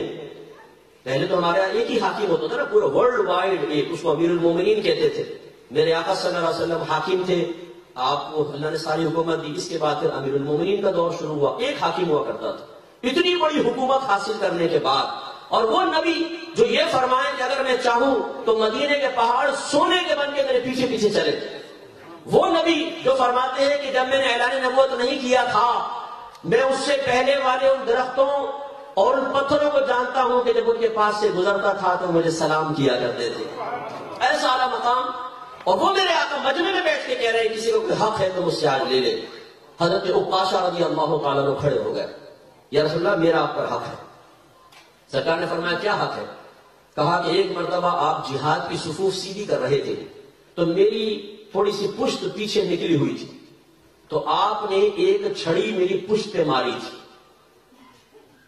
یہ حق آج مجھے چاہیے۔ جب انہوں نے یہ جملہ کہا تو صحابہ کرام کا رنگ فخر ہو گیا۔ وہ صحابہ کرام جو سرکار کے وضو کا قطرہ بھی زمین پر نہیں گرنے دیتے تھے، خون گرنا تو دور کی بات، وہ سرکار کے پسینے کے بدلے اپنے خون کی ندیاں بہانے کے لیے تیار ہوتے تھے، آج انہی کے درمیان سے ایک شخص کھڑے ہو کر سرکار سے مطالبہ کر رہا ہے کہ میں آپ کی پشت پہ معذاللہ ایک چھڑی لگاؤں گا۔ صحابہ کرام نے کسی نے پاؤں دبایا، کسی نے دامن کھینچا، میرے آقا نے ملاحظہ فرمایا، کہا کہ نہیں یہ اپنا حق مانگ رہا ہے، اس کو حق حاصل کرنے کا اختیار ہے، اسے کچھ مت کہو۔ سرکار نے فرمایا آؤ اور اپنا بدلہ لو۔ حضرت عکاشہ رضی اللہ تعالیٰ عنہ کے ہاتھ میں ایک چھڑی آئی، وہ اسے لے کے سرکار کی طرف بڑھے۔ ذرا صحابہ کرام کی قلبی کیفیات کو دیکھیے، غور کیجئے، فرشتے بھی محبت کے اور تعجب کے عالم میں دیکھ رہے تھے کہ اللہ کا محبوب اگر اشارہ کرے تو چاند کے دو ٹکڑے ہو جائیں، اور آج یہ غلام ان کی پیٹھ پہ لکڑی مارنے کے لیے آ رہا ہے۔ صحابہ کرام کو رونے لگا، کسی کا بدن کانپنے لگا، حالت غیر ہو گئی۔ عکاشہ پیچھے آئے اور ایک حیرت انگیز مطالبہ کیا، یا رسول اللہ جس وقت آپ نے میری چھڑی لگائی تھی میری پشت پر قمیض نہیں تھی، میں برہنہ بدن تھا، تو گویا کہ اپنی قمیض اوپر کریں تو میں یہ چھڑی لگاؤں گا۔ جب یہ جملہ ان کی زبان سے نکلا تو صحابہ اکرام کی تو چیخیں نکل گئی. لیکن میرے آقا صلی اللہ علیہ وسلم نے جواب میں یہ نہیں کہا عکاشہ سب کے سامنے ایک نبی کی پیٹھ سے کپڑا ہٹوا رہے ہو. اگر میں آپ سے کہوں یہاں پر آئے اپنی قمیض اتار کے سب کو دکھائیں, شرم آئے گی نہیں آئے گی؟ پبلک کے سامنے کون اپنی قمیض اتارتا ہے؟ حالانکہ جسم ہمارا ستر میں داخل نہیں ہے, سامنے بھی مرد بیٹھے ہوئے ہیں, لیکن شرم و حیا کا تقاضا یہ ہے کہ سب کے سامنے قمیض نہ اتاری جائے. اور میرے نبی تو وہ ہیں جن کے بارے میں میری والدہ سیدہ عائشہ صدیقہ رضی اللہ تعالیٰ عنہا کہا کرتی تھی کہ میرے سرتاج ایک کنواری لڑکی سے زیادہ شرمیلے تھے, بہت شرم والے تھے میرے سرکار. اور وہ اس نبی سے یہ مطالبہ کیا جائے کہ اپنی پشت سے کپڑا ہٹائیے تو بدلہ لیا جائے گا. میرے آقا نے تاریخی مثال قائم فرمائی. آپ نے اپنا کرتا مبارک اٹھایا اور اپنی پشت کو خالی کر دیا. حضرت عکاشہ نے چھڑی پھینکی, آگے بڑھے اور مہر نبوت کو بوسہ دے دیا اور کہا یا رسول اللہ عکاشہ کی یہ جرأت کہ آپ سے بدلہ لے. خدا کی قسم عرصہ دراز سے یہ خواہش دل میں مچل رہی تھی کہ آپ کی مہر نبوت کو بوسہ دوں. کوئی ہیلا سمجھ میں نہیں آ رہا تھا, یہ ہیلا اختیار کے مجھے معاف کر دیجیے. تو سرکار نے تو جو کرنا تھا وہ کر دیا. عکاشہ رضی اللہ تعالیٰ عنہ کی حکمت ہے اپنے مقام پر, لیکن میرے سرکار نے تو قیامت تک کے لیے مسلمانوں کو جھنجھوڑ دیا کہ میں معصوم عن الخطا ہوں. اللہ نے مجھ سے تو جنت کا وعدہ کیا ہی ہے, میرے قدموں کی برکت سے تو کروڑوں جنت میں جائیں گے, لیکن آخرت کے محاسبے سے کبھی غافل نہ ہونا. اس نبی نے آخرت کے محاسبے سے اپنے آپ کو بچانے کی غرض سے اپنے آپ کو غلام کے سامنے پیش کیا ہے. تو میرے امتیوں کسی کا حق نہ دبانا, اگر دبایا ہو تو دنیا میں ادا کر دینا. لقد کان لکم فی رسول اللہ اسوۃ حسنہ. اللہ تعالیٰ فرماتا ہے مسلمانوں نبی کریم صلی اللہ علیہ وسلم کی حیات طیبہ میں تمہارے لیے بہترین عملی نمونہ ہے. تو ذرا یہاں پر جو ہمارے لوگ بیٹھے ہوئے وہ ذرا غور و تفکر کریں, ہم نے کتنوں کے حقوق سلب کیے ہیں. پھر میں اسی طرف آؤں گا. آج ہمارے یہاں شادی کرتے ہیں, نہ لڑکے کو بیچارے کو علی بے پتہ ہوتی ہے نہ لڑکی کو معلوم ہوتی ہے. ہمارے یہاں کاش حقوق زوجین کورس ہو باقاعدہ, جن میں بتایا جائے شوہر کو کہ یہ بیوی کے حقوق ہیں اور یہ چیزیں تم پر فرض ہیں, اور اس طرح بچی کو بتایا جائے کہ یہ تمہارے حقوق ہیں اور شوہر کے حقوق ہیں اور یہ چیزیں تم پر فرض ہیں. لیکن شاید ہی معذرت برا نہیں مانے گا کہ یہاں کتنے سارے شوہر اور کتنی میری بہنیں بیویاں بیٹھی ہوں گی, لیکن ہمیں نہیں پتا ہوتا نہ بیوی کا حق کیا ہے نہ شوہر کا. ہم نے برادری سسٹم پر اور اپنی عقل سے حقوق وضع کیے ہوتے ہیں, یہ میرا حق ہے یہ کرو, بیوی کہتی ہے میرا حق ہے یہ کرو. شریعت کیا کہتی ہے وہ کچھ پتا نہیں. لہذا نتیجہ یہ نکلتا ہے کہ بعض اوقات بیوی بیجا حقوق کا مطالبہ کر رہی ہوتی ہے اور شوہر نہیں دیتا تو اس پہ ظلم کرتی ہے. ایسی شوہر بیجا حقوق کا مطالبہ کر رہا ہوتا ہے جو اس کا حق ہی نہیں ہے, لیکن وہ کہتا ہے میرا حق ہے, اور وہ گناہ گار ہو رہا ہوتا. اب چونکہ ٹائم نہیں ورنہ میں اس کی تفصیل بھی آپ کو بتاتا, تو یہ ہمیں سیکھنا چاہیے تھا. تو میں آپ سے گزارش کروں گا کبھی موقع ملے بہار شریعت نامی کتاب انٹرنیٹ سے ڈاؤن لوڈ کر لے, مولانا امجد علی خان صاحب رحمۃ اللہ علیہ کی ہے. اس کا 7واں اور 8واں چیپٹر یہ ضرور پڑھ دیں, 7واں اور 8واں. شاید انگلش ٹرانسلیشن میں بھی آپ کو مل جائے, میری طرف سے گزری تو نہیں ہے لیکن ہوگی انٹرنیٹ پر. اور اردو جو پڑھ سکتے ہیں تو وہ ضرور, اور اگر آپ نہیں پڑھ سکتے تو کسی عالم سے التجا کریں. حقوق زوجین سیکھنا فرض ہے, نہیں سیکھیں گے تو تباہ ہوں گے, یاد رکھیں. اسی طریقے سے ہم نے کتنوں کا قرضہ دبایا ہوا ہوتا ہے. اگر ہم قرض ادا کرنے میں قدرت رکھتے ہیں تو یاد رکھیں ایک دن کی دیر کرنا بھی حرام ہے, حرام. جب ہم قرض مانگ رہے ہوتے ہیں تو ایسے بت جاتے ہیں, یار دیکھو نا یار دوستی کچھ رشتہ داری بھی تو ہوتی ہے, یار دیکھو مجھے ضرورت ہے کچھ کرو. اور جب بیچارہ وہ قرضہ دے دیتا ہے تو پھر ہمارا لہجہ بدل جاتا ہے. اب وہ فون کرتے ہوئے بیچارہ بھائی جان میں قرضہ دیا تھا, ابے بھائی دے دوں گا یار, تو پیچھے لگ گیا ہے, جان کھائے گا کیا, ہوگا تو دے دے کے جاؤ.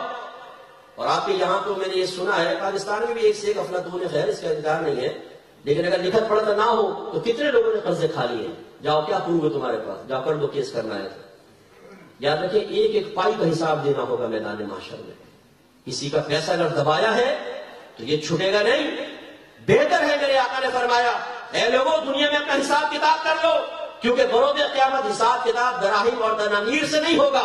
تمہاری نیکیاں نکال کر اس شخص کے نام اعمال میں ڈالی جائیں گی, اور اگر تمہاری نیکیاں کم ہوں گی تو اس کے گناہ تمہارے نام اعمال میں ڈالے جائیں گے.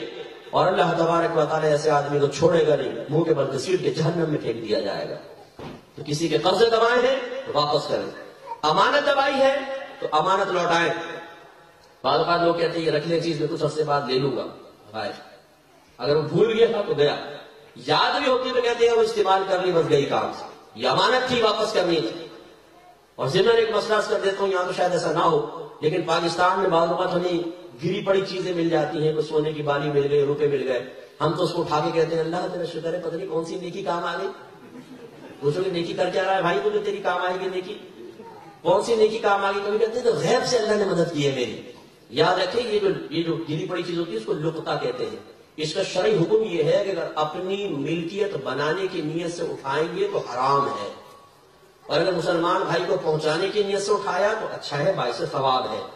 اب اٹھانے کے بعد وہاں کے مشہور اور معروف طریقوں میں سے کوئی بھی طریقہ اختیار کر کے اتنے عرصے تک اعلان کرنا ہوگا کہ آپ کو یقین ہو جائے کہ مالک اس کی تلاش سے مایوس ہو چکا ہے.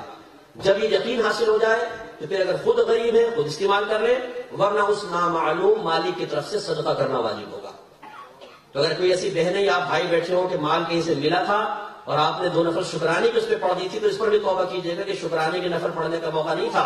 حرام پہ شکرانے کے نفل پڑھنا اگر جان بوجھ کر ہو تو کفر ہے، اور غلطی سے ہو تو کم از کم گناہ کا پہلو ضرور ہے. تو اللہ کی بارگاہ میں توبہ کرنی چاہیے، یہ بھی امانت تھی دینی ہو. اسی طریقے سے زمینیں دبا کر بیٹھے ہوئے ہیں. وراثت، بھائی مر گیا، اب بھابھی ہے، چھوٹے بچے ہیں، بھائیوں نے زمین قبضے میں کر لی ہے. کتنے لوگ ایسے ہیں نمازیں پڑھ رہے ہیں، حج کر رہے ہیں، عمرے کر رہے ہیں، نعت خانے میں بیٹھ کے ہاتھ ہلا رہے ہیں، لیکن یہ حیا شرم نہیں آتی ہے کہ ان کے غریبوں کے یتیموں کے مال دبا کر بیٹھ کے اپنے بچوں کے پیٹ میں جہنم کی آگ بھر رہے ہیں اور انہیں بھوکا پیاسا چھوڑا ہوا ہے. شرم کرنی چاہیے ایسے حاجی کو کہ جو اپنے قریبی رشتہ داروں کا مال دبا کر اس پر عیش کر کے اور عمرے کر کے سمجھ رہا ہے کہ اللہ تعالیٰ مجھے اپنی بارگاہ میں مقبول فرما دے گا. میرے آقا صلی اللہ علیہ وسلم نے فرمایا جس نے کسی کو میراث سے محروم کیا، حقدار کو، سرکار فرماتے ہیں اللہ تعالیٰ اس کو جنت کی میراث سے محروم کر دے گا. خصوصاً ایسے جو میرے بھولے بھالے پپو بھائی یہاں پر بیٹھے ہو جو کہتے ہیں کہ جی ہمارے خاندان میں لڑکیوں کو عورتوں کو وراثت میں سے حصہ نہیں دیا جاتا. آپ کے خاندان اسلامی ہے غیر اسلامی؟ نہیں، مسلمان سب ہے تو اسلامی خاندان. تو جب اسلامی خاندان ہے تو اللہ تبارک و تعالیٰ نے عورت کا کوئی بھی روپ ہو اس کا وراثت میں حصہ رکھا ہے، چاہے ماں ہو، چاہے بیٹی ہو، چاہے بہن ہو، چاہے بیوی ہو، چاہے باپ کی طرف سے بہن ہو، چاہے ماں کی طرف سے بہن ہو، چاہے پوتی ہو. پوتی بعض اوقات محروم ہو سکتی ہے لیکن ان کے حصے بیان ہوئے ہیں، انہیں دینا پڑے گا. میں ایک دفعہ ایک ڈیفینس علاقہ ہے ہمارا، بڑا پوش علاقہ ہے، میرے دوست نے کہا جی میرے دوست کے والد صاحب کا 40واں مفتی صاحب تھوڑا سا بیان ہو جائے. میں نے ٹھیک ہے. میں جا رہا تھا، رستے میں ایک عورت کا فون آیا، کہنے لگے مفتی صاحب آپ بیان کرنے آ رہے ہیں فلاں جگہ. میں نے کہا جی بہن آپ کو کیسے پتا چلا؟ کہنے لگے جس جگہ آپ بیان کرنے والے ہیں وہ میرے بھائی کا گھر ہے. تو جب آپ یہ 40ویں میں بیان کریں نا تو ذرا یہ بھی کہہ دیجئے گا کہ ابا کا 40واں تو کر رہے ہو، ذرا بہنوں کا حصہ بھی دے دو، ہمارے حصے دبا کے بیٹھا ہوا ہے. اب میں گیا، میں نے جو 40ویں کا بیان کیا، پھر اس کے بعد میں نے وراثت کا مسئلہ بھی ذکر کر دیا. تو وہ شخص پہ میرے دوست سے کہہ رہا تھا یار یہ مفتی صاحب کو کس نے بتا دیا؟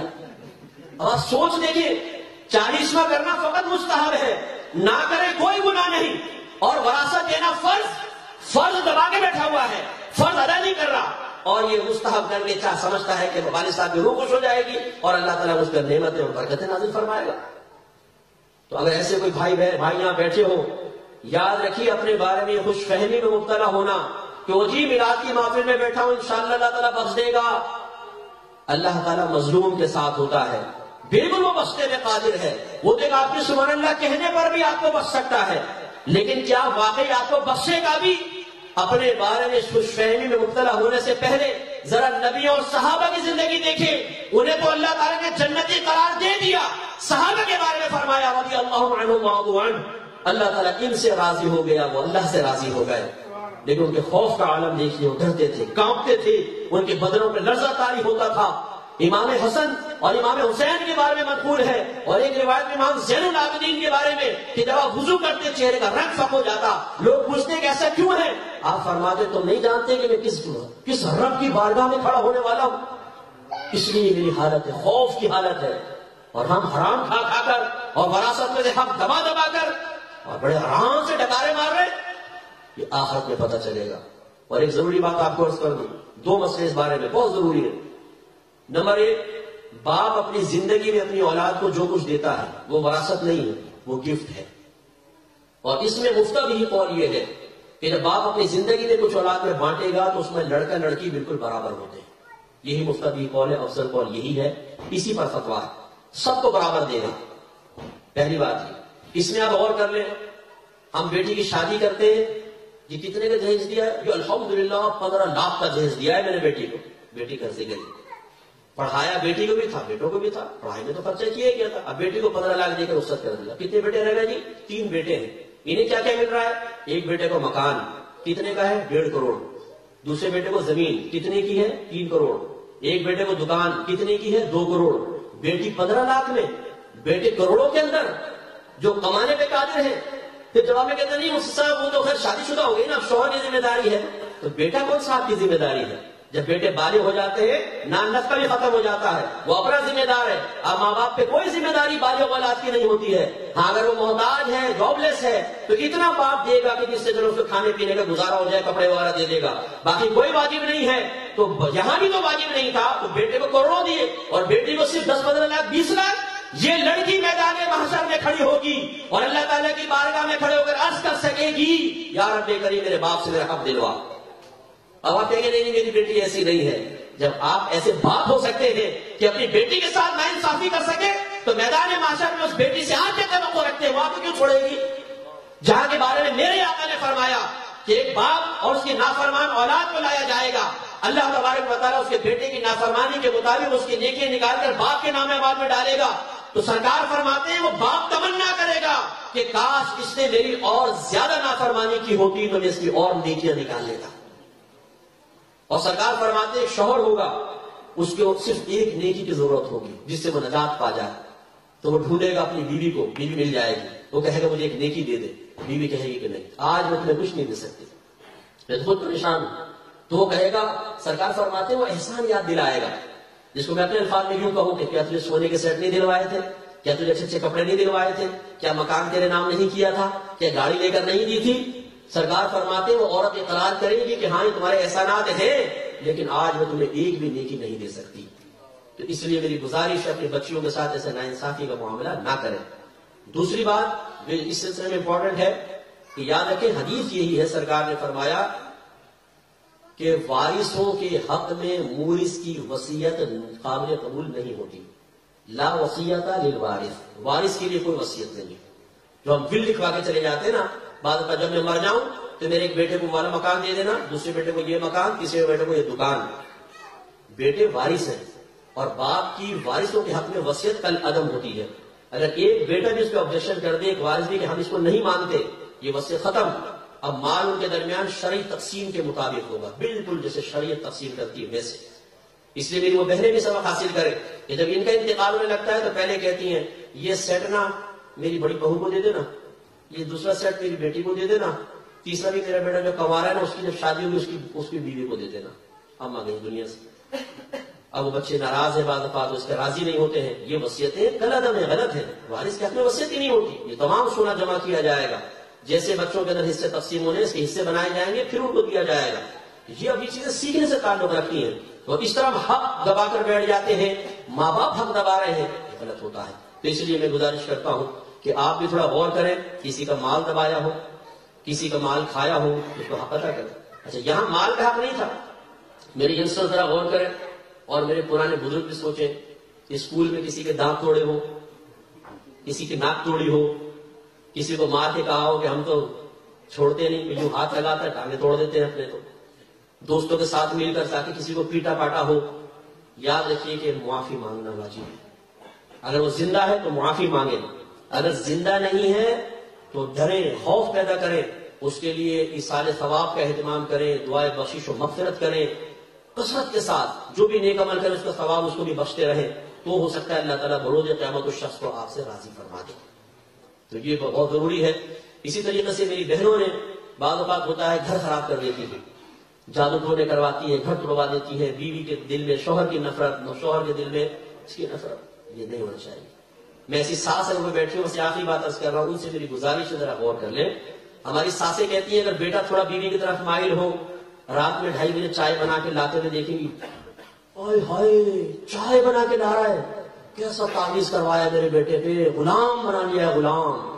رات کو 2:30 بجے چائے بنا کے لا رہا ہے بیوی کے لیے، اوئے ہائے میرے بیٹے کی قسمت پھوٹ گئی. بیٹا باہر گھمانے جائے تو اماں پوچھے کہاں جا رہے ہو؟ کہ باہر گھمانے. لو بھائی تمہارا باپ تو مجھے کبھی لے کر نہیں گیا. ارے بھائی نے مجھے لے کر گیا تو بیٹے کو تو لے جانے دیجیے. جہاں جائے وہاں پہ آبجیکشن آبجیکشن آبجیکشن. زندگی بھر بیٹے کے کان بھرے گی وہ زندگی حرام ہو جائے گی بہو. اچھا اگر اپنی بیٹی آ کر کہے امی جان میرے وہ اتنے اچھے ہیں, میں اگر رات کو 2:30 بجے بھی کہہ دوں نا کہ چائے پینی ہے تو چائے لا کر دے دیتے ہیں. میں کہتی ہوں مجھے پیزا کھلانے لے کے جاؤ تو رات میں پیزا کھلا دیتے ہیں. میں جس سوٹ کی طرف اشارہ کر دوں نا فوراً لے کر دے دیتے ہیں. میں کہتی ہوں مجھے باہر سوئٹزرلینڈ گھومنے جانا ہے, فوراً ٹکٹ کٹوایا مجھے 15 دن کے لیے لے گئے. تو ابھی ماں کہتی ہے اللہ ایسے داماد سب کو عطا فرما, اے اللہ کرم فرما, میری بیٹی گھر آباد رکھ. تو وہ بھی تو کسی کی بیٹی تھی, لیکن نہیں, وہاں بیٹے کو اینٹی کرنا, بیٹے کے گھر برباد کرنا. تو آپ کوئی بہو بیٹھ کے اپنی ساس کو اشارہ کر رہی ہو تو بھائی ایسا نہ کریں. بہویں بھی کم نہیں ہے نا, یہ بھی شوہر کو بہکاتی ہے ماں کے خلاف اور بھڑکا بھڑکا کر پھر بیٹے کو ماں اور باپ کے سامنے کھڑا کر دیتی ہے. ہمارے وہی بیٹے جو پہلے امی جان, امی حضور, امی کے پاس بیٹھتے تھے, میں نے ایسے نوجوان دیکھے اب وہ ماں کے پاس بیٹھتے تک نہیں, سلام تک نہیں کرتے ہیں. گھر میں گھستے ہیں جو غصے سے منہ پھیر کے اپنے کمرے میں چلے جاتے ہیں لیلا کے پاس. ان کو بھی شرم کرنی چاہیے. اگر ماں کا اس طرح دل دکھایا تو اس پہ واقعہ یاد رکھیے کہ حضرت علقمہ رضی اللہ تعالیٰ عنہ کے نوجوان تھے سرکار کے دور میں. جب انتقال ہونے لگا تو زبان بند ہو گئی, کلمہ جاری نہیں ہو رہا تھا. سرکار کو بتایا گیا, سرکار نے فرمایا کہ اس کے ماں باپ میں سے کوئی ہے؟ کہا کہ اس کی والدہ ہے اور ناراض ہے. سرکار نے اس کی والدہ کو پیغام بھیجا, ان سے کہو کہ میں آپ کے پاس آؤں یا آپ میرے پاس آئیں گی. ان خاتون نے کہا یا رسول اللہ میرے ماں باپ آپ پہ فدا ہو جائے, میں حاضر ہوتی ہوں. وہ آئی, سرکار نے فرمایا سنا ہے تم اپنے بیٹے سے ناراض ہو؟ کہا کہ جی ہاں. فرمایا معاف کر دو. کہا کہ نہیں یا رسول اللہ اس نے میرا بڑا دل دکھایا ہے, یہ ہمیشہ بیوی کے مقابلے میں میری نافرمانی کرتا رہا ہے. میرے آقا صلی اللہ علیہ وسلم نے حضرت بلال رضی اللہ تعالیٰ عنہ سے فرمایا کہ بلال لکڑیاں جمع کرو, آگ جلاؤ, اس کے بیٹے کو آگ میں ڈال دو. تو اماں کہنے لگی یا رسول اللہ میرے بیٹے کو آگ میں جلایا جائے گا؟ سرکار نے ارشاد فرمایا خدا کی قسم ہماری دنیا کی آگ آخرت کی آگ سے بہت ٹھنڈی ہے. تو اس عورت نے کہا رسول اللہ پھر گواہ ہو جائے کہ میں نے اپنے بیٹے کو معاف کر دیا. سرکار نے فرمایا دیکھو اس کی زبان پہ کلمہ جاری ہوا. صحابہ نے کہا رسول اللہ الحمدللہ کلمہ پاک پڑھتا ہوا دنیا سے رخصت ہوا ہے. اس کے بعد میرے آقا نے ایک تاریخی خطبہ دیا, ارشاد فرمایا جس سے ہو سکے اپنی ماں کی خدمت کرے اور اس کو ناراض نہ ہونے دے. اگر ناراض ہو جائے تو جیسے بھی ہو اس کو راضی کرے, ورنہ اللہ تبارک و تعالیٰ نہ اس کا فرض قبول کرے گا نہ نفل. اور میں اپنے نوجوانوں سے گزارش کرتا ہوں اگر آپ پیٹ بھر کے کھانا کھلا رہے ہیں, کپڑا دے رہے ہیں, چھت آپ نے دے دی ہے, پاکستان سے والدہ کو یہاں بلوا لیا ہے, خدا کی قسم آپ اس کے احسانات کا بدلہ نہیں اتار سکتے, ساری زندگی نہیں اتار سکتے. ایک صحابی سرکار کے پاس آئے, یا رسول اللہ میں اپنی والدہ کو اپنے کندھے پہ اٹھا کر 6 میل تک ایک ایسے راستے پر چلا ہوں جو اتنا گرم تھا کہ اگر اس پہ گوشت کا ٹکڑا ڈالا جائے تو بھون کر کباب بن جائے. 6 میل تک چلا ہوں, تو کیا میں نے اپنی ماں کی خدمت کا حق ادا کر دیا؟ میرے آقا صلی اللہ علیہ وسلم نے فرمایا کہ نادان, تیری پیدائش کے وقت تیری ماں نے جو درد کے جھٹکے سہے ہیں, شاید کہ تیری ساری خدمت کسی ایک جھٹکے کا بدلہ ہو سکے. تو یوں ہی والد صاحب بیچارے بوڑھے ہو جاتے ہیں, بعض اوقات چڑچڑاپن آ جاتا ہے, آدمی تھوڑا ضعیف ہوتا ہے تو پھر مزاج میں سختی آتی ہے, کچھ بچپنی کی طرف انسان لوٹ جاتا ہے. جو یہ وقت آپ پر بھی آئے گا ہم پر بھی آئے گا. ہمارے تو ویسے سفید بال نکل آئے ہیں تو ہم تو زیادہ قریب ہیں, آپ جو کالی داڑھی ہے تو خضاب کر کے کی ہوئی ہے, ویسے بھی چلے تو آپ نوجوان ہیں تو آپ بھی قریب پہنچ جائیں گے وہاں تک. پھر سوچیے کیفیت آپ پر بھی آنی ہے اور ہم اپنے باپ کو ڈانٹتے ہیں, جھڑکتے ہیں, بعض بار اتنی زور سے ڈانٹتے پھر ڈر جاتا ہے بیچارہ بزرگ. یہ ایک جو لفظ زبان سے نکل رہا ہے نا, یہ بہت خطرناک ہے. یہ آپ نے حق پامال کر دیا ہے, تو اس لیے ان کا حق ادا کرنا ہوگا. اور حق کی ادائیگی کیا ہے؟ انہیں کہنا کہ آپ بدلہ لیں, مجھے مارے پیٹے کچھ بھی کریں لیکن میرا قصور معاف کریں, گر جائے قدموں میں. میں برمانے اس بات کو کہتے ہوئے کوئی شرم محسوس نہیں کرتا ہوں. میں نے اپنی وائف سے کئی مرتبہ معافی مانگی. ہم نے اپنے گھر میں بہت پیارا ماحول بنایا ہوا ماشاءاللہ. ہم چاہتے ہیں میاں بیوی ایسے رہیں کہ ہمارے بچے ہمیں دیکھ کر اپنی ازدواجی زندگی بہت اچھی خوشگوار گزارے. یہ نہیں کہ ماں بہن کی گالیاں چل رہی ہیں, برتن ٹوٹ رہے ہیں. زوجہ چلی گئی تو میں نے بچوں سے کہا دیکھا تمہاری ماں بدبخت ہے بدبخت, اور شوہر باہر نکل گیا تو ماں نے کہا میری قسمت پھوٹ گئی, تمہارے باپ سے میرا نکاح ہوا, اتنے اچھے اچھے میرے رشتے آئے تھے, یہی منحوس نظر آیا تھا میرے ماں باپ کو, وہ اس کے ساتھ کر دیا. بچوں کا اینٹی کر رہے ہیں باپ کے خلاف, ماں کے خلاف, اور پھر بچے اپنی ازدواجی زندگی میں جب داخل ہوتے ہیں تو اس کا پریکٹیکل کرتے ہیں. ہم نے ایسا نہیں کیا ہوا, پھر بھی انسان ہے, کبھی کوئی جملہ سختی سے نکل گیا, کوئی ایسی بات ہو گئی. الحمدللہ بچوں کے سامنے میں نے کئی دفعہ سوری کیا تاکہ ہمارے بچے اس کو سیکھیں, وہ اپنی ازدواجی زندگی اچھے انداز سے گزارے. قدر کریں اپنے لائف پارٹنر کی، اپنے ماں باپ کا جب احترام کرتے ہیں اسی طریقے سے اپنے چھوٹے کے ساتھ شفقت کے ساتھ پیش آتے ہیں، تو یہ ہمیں کرنا پڑے گا۔ ہم مسلمان محمدی اگر اپنے نبی کے طریقے نہیں اپنائیں گے تو کیا کافر بنائے گا؟ اس لیے میری آپ سے گزارش ہے کہ وقت زیادہ چونکہ ہو گیا ہے، ان دو باتوں کو ہی اپنے ذہن میں رکھیں اختصار کے ساتھ، اور اس پر پریکٹیکل کر کے دیکھیں، پھر انشاءاللہ آپ کاملیت کی طرف آئیں گے۔ پھر جب سرکار کے طرز عمل کو اختیار کریں گے تو اللہ تعالیٰ کی خصوصی رحمت برکتیں نازل ہوں گی۔ اور آخر میں محبت رسول کی صرف ایک علامت، چھوٹا سا کلام اگر آپ اجازت دیں گے تو صرف ایک کلام، اطاعت رسول۔ دیکھیں علامات محبت رسول بہت ساری ہیں، کچھ ہم نے لی ہوئی ہیں، جی جھنڈا، امامہ ہے، نعرے ہیں، نعت خوانی ہے، 12ویں شریف کا اہتمام ہے، جلوس وغیرہ ہے، یہ بھی پیار کی علامت ہے۔ لازم بات ہے کوئی نفرت میں تو نہیں کرے گا، پیار میں کرتے ہیں، محبت میں کرتے ہیں، لیکن اصل معیار تو وہ ہے جس کو اللہ تعالیٰ اس کے رسول محبت کا معیار قرار دیں۔ اصل ذریعہ اور سبب اظہار محبت کا تو وہ ہے جس کو اللہ تعالیٰ نے بیان فرمایا کہ اس کو اختیار کرو گے تو میرے محبوب بنو گے۔ اللہ نے فرمایا قل ان کنتم تحبون اللہ فاتبعونی، اے حبیب ان سے فرما دیجیے کہ اگر تم اللہ سے محبت کا دعویٰ رکھتے ہو تو پھر میرا کہنا مانو، میرا حکم مانو، یحببکم اللہ، تو اللہ تبارک و تعالیٰ تمہیں اپنا محبوب بنا لے گا، ویغفر لکم ذنوبکم، اور تمہارے تمام گناہوں کی بخشش و مغفرت کر دی جائے گی۔ لیکن ماشاءاللہ ہم ایسے غلام ہیں کہ غلامی رسول میں موت بھی قبول ہے، لیکن غلامی رسول میں نبی پاک کا کہنا ماننا قبول نہیں ہے۔ ہم معاذ اللہ اپنے عمل سے کہتے ہیں یا رسول اللہ اپنے احکام میرے سامنے رکھیں، پہلے اپنا موڈ دیکھوں گا پھر کسی پر عمل کروں گا، اپنی بیوی سے پوچھوں گا، بچوں سے پوچھوں گا، ماں باپ سے اجازت لوں گا، دنیا والے مجھے اجازت دیں گے تو آپ کا حکم مانوں گا، ورنہ دعویٰ غلامی کا ہوگا۔ آپ کا حکم اپنے پاس سے رکھیے، میں اس پہ عمل نہیں کر سکتا۔ یہ ہے غلامی۔ غلام تو آقا کا غلام ہوتا ہے، اور آقا جب اشارہ کر دے حکم تو دور کی بات، غلام اس کو فوراً پورا کرے تو ہم کہتے ہیں یہ ہے فرما بردار اور بہادر غلام۔ اور ہماری صورتحال یہ ہے کہ اب نبی کا حکم جب سامنے آتا ہے پہلے نفس کو دیکھتے ہیں، شیطان سے اجازت مانگتے ہیں، بیوی سے، بچوں سے، ماں باپ سے، مل جائے تو قبول کر لیتے ہیں، ورنہ سرکار سے کہتے ہیں یا رسول اللہ معذرت آپ کا کہنا نہیں مان سکتا، آخر بیوی بھی تو کوئی اہمیت رکھتی ہے، ماں باپ بھی تو ہے، دنیا بھی تو ہے، نفس و شیطان کا بھی تو کچھ نہ کچھ مجھ پہ معاذ اللہ حق ہے، اس لیے میں آپ کا حکم نہیں مان سکتا ہوں، اپنا حکم اپنے پاس رکھیے۔ یہ ہے محبت رسول۔ آپ بھوکے مر رہے ہو اور ایک شخص کہے کہ یار تجھ پہ میری جان قربان، مال قربان، تیری آنکھیں کتنی پیاری ہیں، تیری ناک کتنی خوبصورت ہے، تیرے ہونٹ کتنے پیارے ہیں، تیرے ہاتھ واہ واہ واہ واہ، یہ دیکھ میں نے شعر لکھے ہیں تیرے ناخنوں کے بارے میں، تیری انگلیوں کے بارے میں، تیرے سر کے بارے میں، تیرے ماتھے کے بارے میں، تیری آنکھوں کے بارے میں، اور آپ کے بھائی پانی پلا دے وہ چھوڑ دے، پہلے سن شعر تو سننا، کتنا پیارے شعر، ہائے ہائے ہائے ہائے، بول سبحان اللہ، بول سبحان اللہ، واہ واہ واہ، وہ کہ یار ایک لقمہ تو کھلا دے، میں مر رہا ہوں، ارے دیکھ لوں بعد میں، لیکن تیری آنکھیں کتنی پیاری ہیں، تیرے بال کتنے خوبصورت ہیں۔ کیا سوچئے یہ رویہ ہم نے نبی کریم صلی اللہ علیہ وسلم کے ساتھ نہیں اختیار کیا؟ میرے سرکار کو کھانا پانی تو نہیں مانگ رہے، میرے سرکار تو حاکم ہیں، وہ ہمارے جسم و جان، ہمارے روح کے مالک ہیں، وہ ہمیں حکم دیتے ہیں کرو، تمہیں یہ ماننا پڑے گا، تمہیں فرض ہے، لازم ہے، اور اس کے جواب میں ہم کہتے ہیں یا رسول اللہ حکم تو نہیں مانوں گا، لیکن ماشاءاللہ آپ کی آنکھیں کتنی پیاری ہیں، آپ کے ہونٹ کتنے خوبصورت ہیں، آپ کا چہرہ کتنا خوبصورت ہے۔ ایسا ذرا اپنی بیوی کے بارے میں کر کے دیکھیں، بیوی کہے لباس بنا دو، آپ کے لباس کو چھوڑ، تیرے ہونٹ کتنے پیارے ہیں۔ بیوی کہے میرے سونے کا سیٹ بنا دو، بھاڑ میں جائے سونے کا سیٹ، تیرے زلفیں کتنی پیاری ہیں۔ بیوی کہے میرے پاس جوتے نہیں ہیں، جوتے دو، شادی آنے والی ہے، ارے بھاڑ دے گے شادی اور جوتے، تیری انگلیاں کتنی خوبصورت ہیں۔ پھر دیکھیں بیوی آپ کو کتنے پیارے پیارے انعامات دیتی ہے، بہت پیارے پیارے انعام دے گی، واری جائے گی، صدقے جائے گی، بنائے دے گی، میرے شوہر صدقے اتارے گی، اتار کے غریب فقیروں کو دے گی۔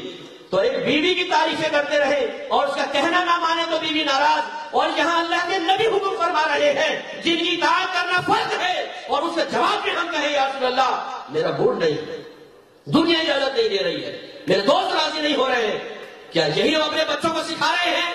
اگر کل یہی رویہ آپ کے میرے بچے آپ کے میرے ساتھ کریں تو کیا ہم کہیں بیٹا یہ کام کرو، بیٹے کہ ہم نہیں مانتے؟ جب آپ اللہ کے نبی کی نہیں مانتے تو ہم آپ کی کیسے مانیں؟ کیا جواب دیں گے؟ بعض لوگ ہمیں کہتے ہیں مفتی صاحب غیر مسلمین کو بلا کے تبلیغ کریں، میں ان کو جواب دیتا ہوں کہ تبلیغ ہم کرتے ہیں، لیکن ذرا یہ بتاؤ کہ اگر میں کسی غیر مسلم کو اسلام کی دعوت دوں اور وہ جواب میں یہ کہے کہ پہلے اپنے مسلمانوں کو کہو اپنے نبی کا کہنا مانے، جو کلمہ پڑھ چکے ہیں انہیں کہو اپنے نبی کا کہنا مانے تو ہمیں اسلام کی طرف بلانا، یہ کیا جواب دوں گا ان کو؟